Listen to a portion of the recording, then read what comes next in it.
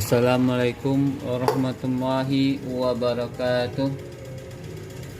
Oke, hari ini kita memasuki pertemuan kedua, dan sebelumnya kita masih dalam pengenalan sehingga kita hanya mengenal luarnya saja.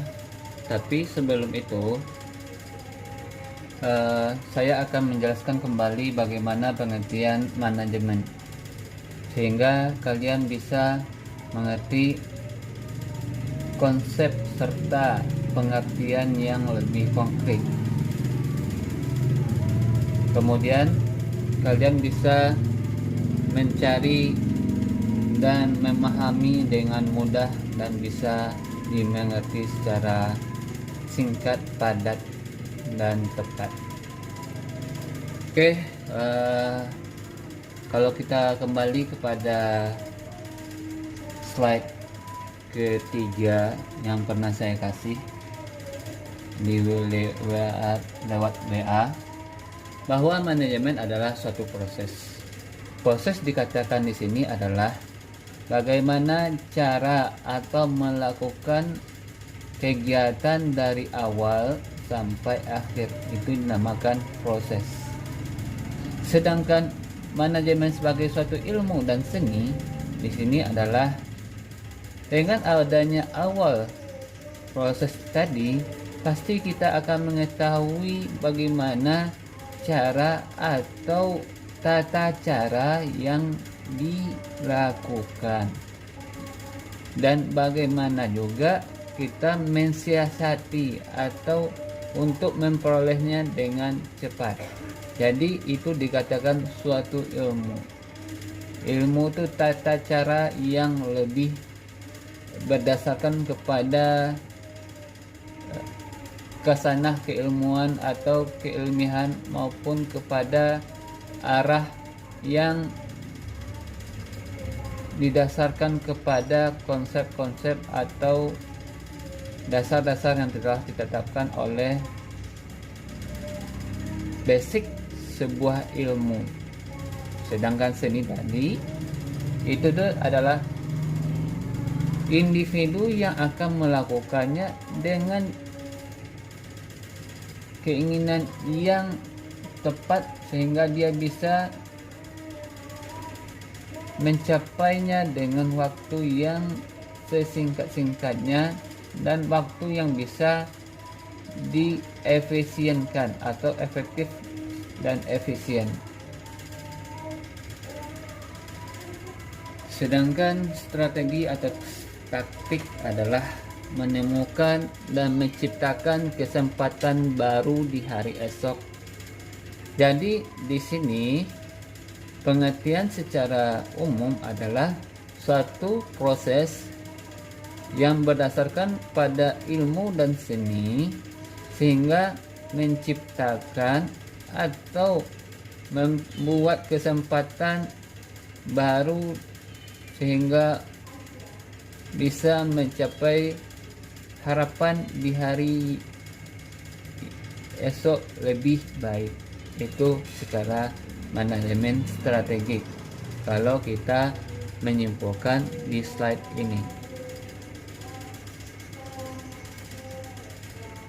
Apakah kalian bisa mengerti sampai slide ini?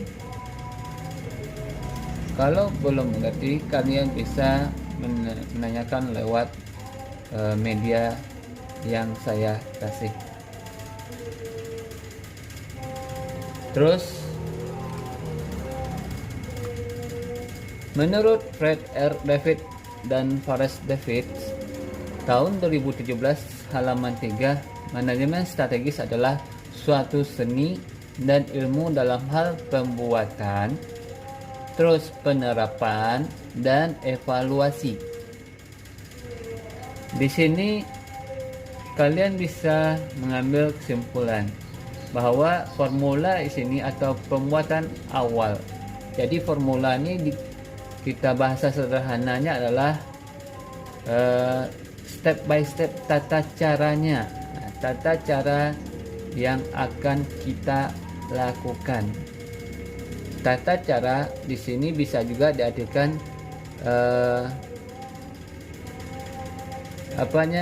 jalan atau alur untuk mendapatkannya. Sedangkan penerapan atau implementing di sini adalah bagaimana tata cara tadi setelah didapati atau dipisahkan atau telah dirumuskan untuk dilaksanakan.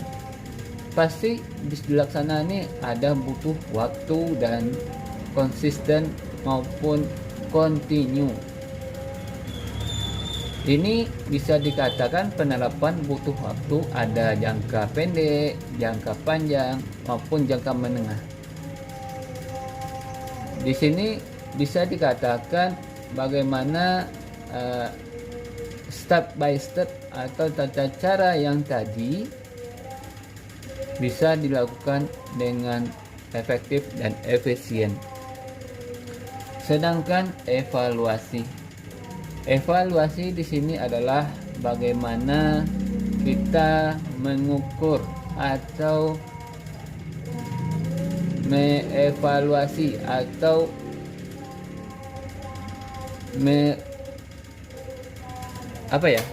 kalau kita lihat evaluasi ini adalah akhir dari penerapan atau penyesuaian yang telah kita buat atau telah kita tetapkan dari formula maupun implementasi, yaitu harapan-harapan yang telah kita tetapkan secara bersama. Sedangkan keputusan-keputusan strategi ini adalah ketetapan yang telah ditetapkan bersama-sama, itu dari fungsi manajemen level suatu perusahaan atau organisasi untuk mencapai tujuan di masa datang. Itu menurut Fred R. David and Forrest R. David. Jadi sampai di sini yang satu pengertian di sini kalian bisa mengerti. Yang selanjutnya menurut Lawrence F. George and William V. Kluge, itu kalian bisa melihat di buku Manajemen Strategis dan Kebijakan Perusahaan tahun 98. Manajemen strategis adalah sejumlah keputusan dan tindakan yang mengarah pada susunan suatu strategi atau sejumlah strategi yang efektif untuk membantu mencapai sasaran perusahaan. Jadi di sini lebih simple. Ini adalah pemahaman yang tidak terlalu rumit untuk sebuah pengertian konsep manajemen strategis. Kalian bisa memilih salah satu dua pengertian ini sehingga kalian bisa mengerti. Jadi kalau di atas ada 3 komponen yang kalian pahami: formula, penerapan, dan evaluasi. Nah, itu nanti kalian bisa dikembangkan, apa sih formulanya, apa sih implementasinya, apa sih evaluasinya. Sedangkan di Lawrence hanya sejumlah keputusan saja untuk mencapai sasaran perusahaan. Oke, ini adalah kita memahami secara teoritis. Sedangkan kita kalau lebih simple dan lebih update gitu ya, tujuan manajemen strategis adalah untuk menemukan dan menciptakan kesempatan yang baru serta berbeda untuk hari esok. Sebaliknya mencoba untuk mengoptimalkan tren esok berdasarkan tren saat ini. Di sini kita kemarin kita lebih ngebahas dengan branding personal, atau kalau ke diri kita branding personal atau merek atau ciri khas diri kita pribadi masing-masing. Kalau tadi kita ngebahas tentang di perusahaan, sedangkan di sini kita membahas kepada personnya atau individunya yang akan kita impikan untuk hari esok. Jadi coba kalian memahami konsep dari akademik atau berdasarkan teoritis, sedangkan kepada yang saya bilang hari ini, tujuan manajemen secara milenial atau digitalisasi untuk saat ini bahasanya kan personal branding atau ciri khas.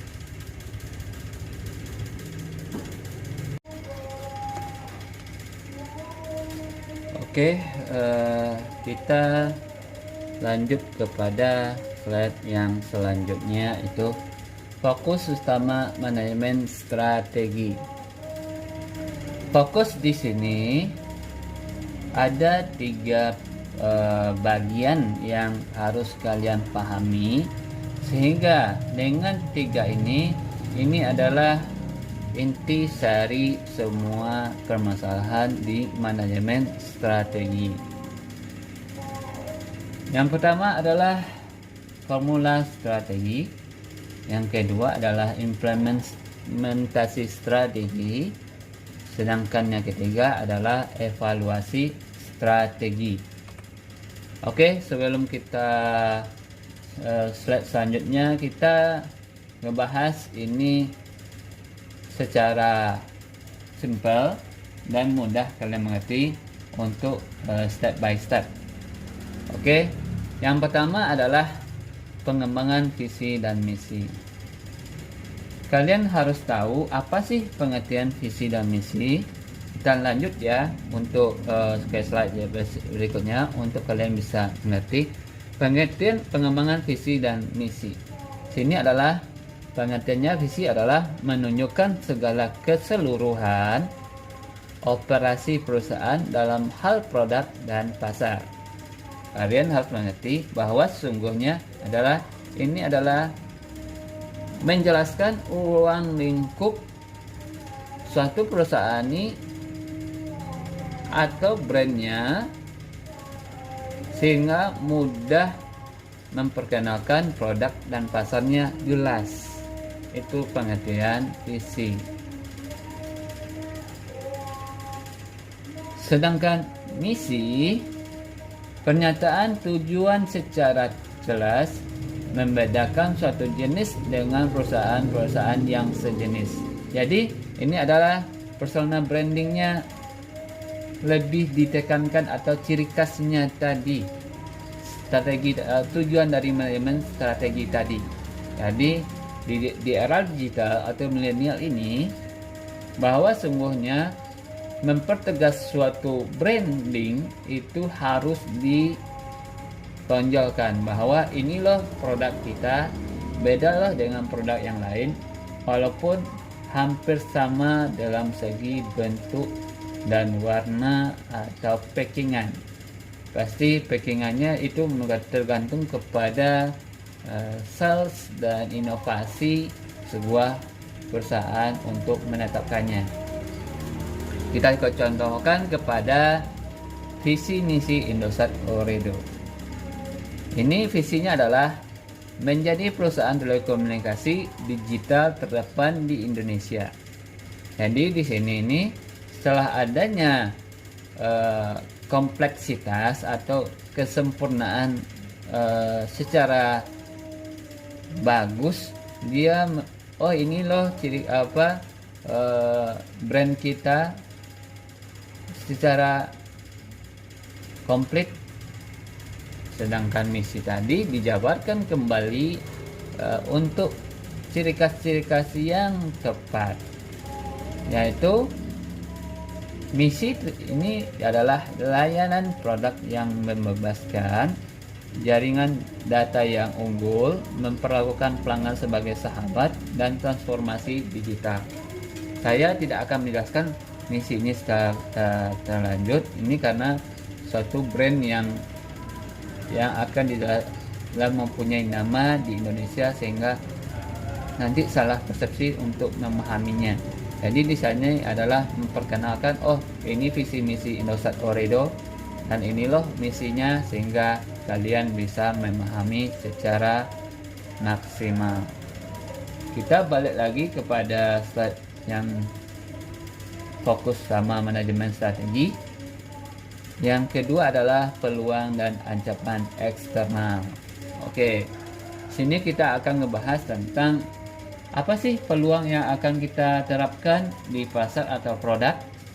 Apa sih ancaman yang sedang terjadi di luar, atau apa sih kejadian-kejadian yang bisa berefek negatif atau positif ke dalam perusahaan kita. Peluang kita contohkan. Peluang di sini adalah bagaimana mencari celah, bagaimana membuat suatu inovasi, bagaimana mengkreativitasasi sehingga layak kita di mata pelanggan. Sedangkan ancaman di sini adalah bagaimana kita melihat, mengontrol, dan mengevaluasi tadi supaya kita tidak merasa negatif ini sampai ke dalam perusahaan kita, atau ada efek yang menurunkan kinerja produk serta pasaran yang kita tuju. Oke, yang dua bagian tadi, pengembangan visi misi dan peluang ancaman eksternal, kalian ada yang ragu atau ingin dipertanyakan, silahkan di komen atau di dalam keingintahuannya di media yang telah saya share ke kalian untuk menanyakan atau menanggapi slide ini. Yang selanjutnya adalah kekuatan dan kelemahan internal. Kekuatan dan kelemahan internal adalah ini nih, kita memfokuskan kepada apa sih kekuatan yang kita tonjolkan di pasar dan produk apa yang kita tonjolkan. Kelemahannya apa sih dari produk kita, SDM kita, operasional kita.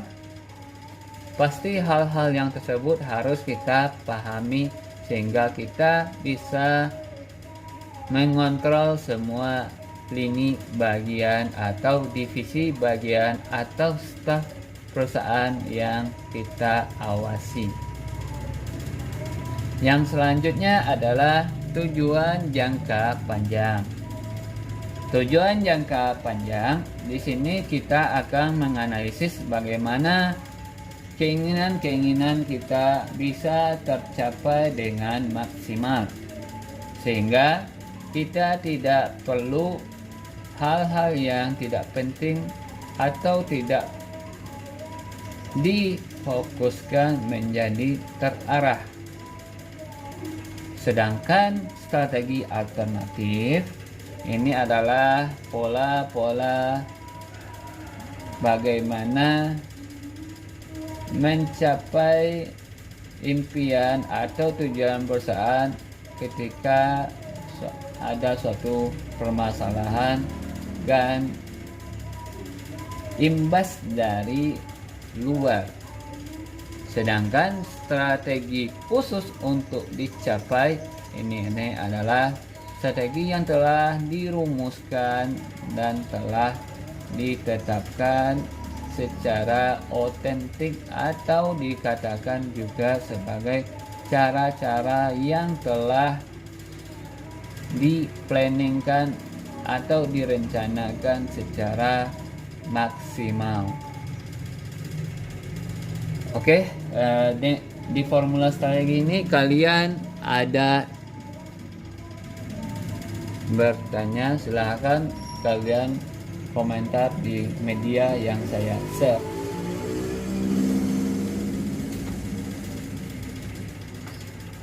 Oke, silahkan. Kalau kita mengarah kepada implementasi strategi, jadi saya pendek, IS ini adalah bagian dari isu manajemen strategi yang harus dihadapi. Jadi pengertian IS ini atau implement strategi ini ada beberapa bagian yang kalian harus pahami, yaitu tadi rumusan tujuan, terus kebijakan motivasi karyawan, alokasi sumber daya oleh perusahaan, strategi yang diformulasikan. Kita ngebahas tentang perumusan tujuan. Ini setiap perusahaan pasti ada bagian-bagian yang akan dijalankan.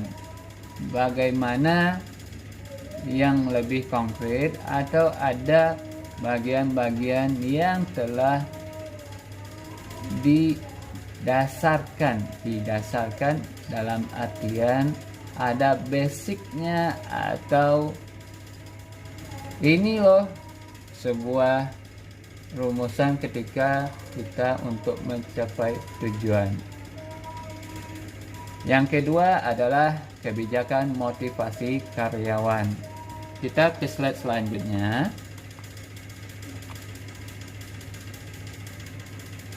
Slide selanjutnya ini ini ada beberapa bagian, adanya perhatian untuk karyawan. Di sini nih kita ngebahas tentang perhatian karyawan. Ini cukup ruang lingkupnya lebih besar. Nanti kita akan ngebahas di sini untuk kalian bisa mengerti. Jadi di sini hanya kita mencari dasarnya sebuah manajemen strategi. Terus alokasi sumber daya oleh perusahaan. Ini adalah memberikan fokus atau kontrol yang baik kepada SDM, sumber daya manusia, sumber daya profesional, sumber daya alam. Ketika suatu perusahaan ini berkecimpung di produk tambang atau perkebunan. Sedangkan strategi yang diformulasikan adalah menjalankan rancangan telah ditetapkan oleh manajemen. Jadi yang dilakukan oleh manajemen adalah strategi yang harus dilakukan kembali, sebuah implementasi strategi. Sampai di sini saja pertemuan kita. Bagi kalian yang ingin bertanya, silahkan lagi kepada media yang telah saya share kemarin atau keinginan kalian, sehingga kita bisa memahami dan mengerti. Karena di sini adalah manajemen strategi ini bersifat menciptakan keinginan kita atau ke dalam diri kita adalah personal branding. Personal branding, ini yang harus kita tekankan sehingga kita bisa dapat hasil yang maksimal. Sampai di sini pertemuan kita hari ini, dan kita akan bertemu di pekan depan dengan pembahasan yang lebih menarik sehingga kalian bisa mengerti. Terima kasih atas perhatiannya, dan terima kasih atas waktu yang telah kalian alokasikan kepada mata kuliah ini. Billahi taufik wal hidayah. Assalamualaikum warahmatullahi wabarakatuh.